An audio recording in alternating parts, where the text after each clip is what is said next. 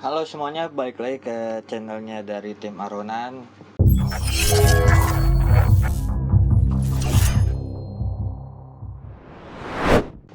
Ini sebenarnya kelanjutan dari video tentang unboxing RSP SP300 yang kemarin. Kalau kalian pengen lihat unboxingnya doang sih, kalian bisa langsung aja ke link di atas atau di deskripsi. Mengenai perbedaan atau persamaan dari RSP SP300, menurut gua cukup gampang terlihat, tapi samar-samar juga kalau hanya untuk sebagian orang awam nih. Gini deh, dari pertama yang paling sangat menonjol soal persamaan. Spoiler. Dari dudukan atau istilahnya secara garis besar bisa dibilang mirip. Cuman kalau kita perhatian lebih detail lagi, sebenarnya ada beberapa sektor yang menurut gue cukup berbeda, di mana kayak TNFJ itu dia memiliki garis lancip ke atas di bagian tengahnya, sedangkan si RSP SP300 itu dia tidak memiliki garis tersebut atau penengah dari si spoilernya itu. Lanjut ke bagian bawah spoiler. Nah, kalau si RSP SP300 itu dia sebenarnya ada garis tegas atau detail lagi di bawah spoiler ini. Jadi si RSP SP300 ini di bagian tengahnya itu memiliki ruang untuk kalian mungkin yang mau nempelin stiker atau lebih cenderung datar permukaannya. Nah, sedangkan si kayak NFJ dia cenderung lebih sempit di bagian bawah spoilernya ini. Oh ya, untuk spoilernya lebih panjang si kayak NFJ ya dibanding RSP SP300.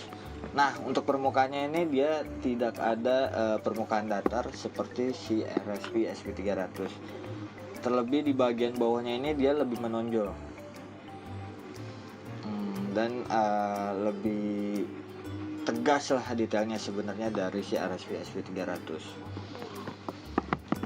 Lanjut ke bagian ventilasi yang kemarin sebenarnya udah gue bilang juga, kalau si RSP SP300 itu dia memiliki detail di bagian penutup ventilasi ini, dimana dia menambahkan seperti penutup dengan detail yang lebih melancip gitu. Sedangkan si kayak TNFJ hanya menggunakan metode penutup biasa yang lebih simpel, dan penutup ventilasinya pun lebih panjang dari si RSP SP300.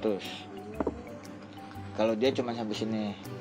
Untuk bagian atasnya sendiri RSP SP300 dia memiliki garis detail sampai ke ventilasi itu lebih lancip sebenarnya. Bahkan sampai ke garis tengah ini si RSP SP300 juga memiliki garis tengah, tapi untuk yang bagian tengah ini nggak terlalu lancip dibandingkan di bagian pinggirnya. Dan dia lebih kecil sih ventilasinya dibandingkan si kayak TNFJ. Nah, untuk bagian double visornya kalian bisa lihat kalau si kayak NFJ itu dia lebih simetris di antara lekukan dari ratchet ke belakang. Sedangkan untuk si RSP SP300 dia lebih simetris lurus agak ke bawah, baru penutupnya di sini. Untuk double visornya sih sama-sama hitam aja, cuman untuk lebih masalah tebalnya sih kalau menurut gue pribadi lebih sama sih, menurut gue ya sama-sama aja. Balik ke bagian ratchet, pasti bentar lagi banyak yang nanya nih, bisa nggak sih visor iridium NFJ dipasangin di RSP SP300? Jawabannya nggak bisa. Gue udah coba, karena ternyata dudukan visornya itu di bagian ratchet sini dia berbeda. Kalau si RSP SP300 ini lebih kecil, kalau kayak NFJ itu dia lebih besar. Terlebih ratchetnya NFJ itu dia sampai ke lekukan sini dan memanjang ke belakang. Sedangkan si RSP SP300 dia cuma sampai sini dan di bagian sini pun langsung ke selnya. Oh, ngomong-ngomong sel nih, lebih besar mana sih selnya si KYT NFJ sama si RSP SP300? Jujur, lebih besar KYT NFJ. Walaupun size ini sebenarnya sama-sama size M. Kalian bisa lihat sebenarnya lebih besar pun pasti udah kelihatan sama-sama dari KYT NFJ. Sebenarnya aman gak sih helm ini si RSP SP300? Ya kalau buat gue pribadi dengan sertifikat yang dia miliki sih so far seharusnya aman ya. Dimana si KYT NFJ memiliki sertifikat SNI tersendiri dan si RSP SP300 dia berani mencantumkan sertifikat DOT yang at least seharusnya itu sudah teruji. Kita lanjut ke bagian visor.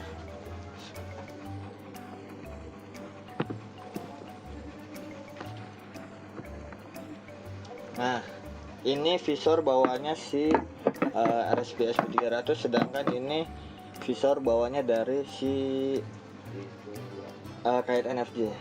Yang tadi gue bilang di sini itu lubang pengunci ke ratchetnya itu antara si ratchet dan visor itu punya RSP SP300 itu lebih kecil dibandingkan pengunci dari visornya si KYT NFJ. Dia lebih besar. Dan gue pun sebenarnya tadi udah coba untuk masang ratchet dari KYT NFJ ke ratchet RSP SP300, ternyata tetap nggak bisa karena memang dudukannya beda. Jadi PR-nya adalah RSP tolong segera keluarkan visor iridiumnya karena mungkin sebagian usernya sudah menanti. Selain menanti helmnya juga menanti visornya. Kan lumayan buat ganti-ganti. Kalau harian lo mungkin bisa pakai yang bening. Nah untuk pas weekend bisa pakai iridium. Oke lah untuk riding santai di malam minggu dan sunmore-sunmorean itulah. Soal intercom di konten sebelumnya itu ada yang menanyakan slot intercom. Udah intercom tadi belum sih? Jadi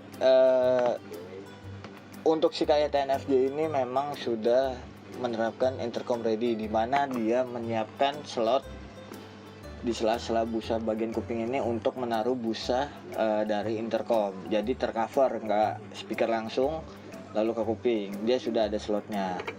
Nah kalau untuk si RSP SP300 ini ready nggak? Kalau menurut gua ready karena busanya itu cukup dalam, jadi ada sedikit space untuk menaruh speaker dari intercom. Cuman bedanya lo nggak ke cover si busa intercom itu, jadi kuping langsung ke speaker dari intercom. Beda sama si KYT NFJ di mana dia ada sedikit potongan bahan untuk menutup speaker dari intercom supaya tidak langsung ke kuping lo.